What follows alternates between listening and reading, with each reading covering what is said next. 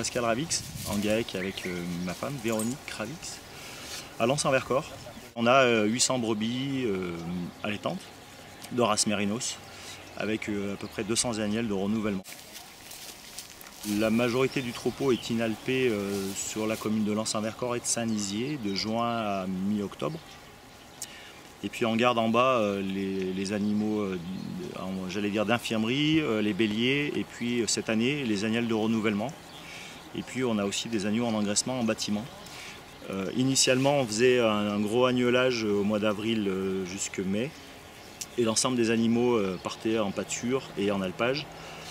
Suite à des gros problèmes de prédation en 2017, notamment sur les contreforts du massif. Depuis, on a fait un agnelage plus précoce et donc une partie des animaux de cet agnelage de février, lui est engraissé en bergerie. Donc, ici, on est en altitude, on produit nos fourrages, mais on considère qu'il n'y a pas d'intérêt à produire nos céréales.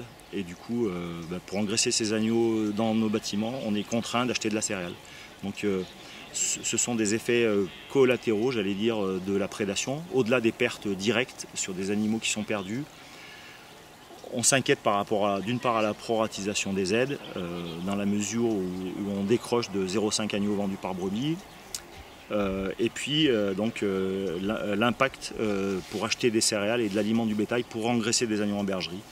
Voilà, donc ça c'est, je considère, totalement hérétique alors qu'on a de l'herbe en quantité. La perte forcément elle est importante. Hein. Des animaux prédatés, ils nous sont indemnisés. Par contre, aujourd'hui, je pense qu'il y a des animaux perdus à peu près avec un coefficient de 3, c'est-à-dire que pour un animal indemnisé, on en perd 2 ou 3 et qu'on ne retrouve pas, qui sont perdus dans la nature. Malgré des recherches, on ne les trouve pas, ou quand on les trouve, c'est trop tard en fait, parce qu'on ne retrouve plus quelques mèches de laine et des bouts d'os. L'impact il est là, il est aussi sur de l'infertilité. Hein. On constate depuis plusieurs années que le taux de fertilité de nos troupeaux descend. Hein. C'est-à-dire qu'on se retrouve avec des brebis qui ne font pas d'agneaux au printemps, hein, qui sont vides.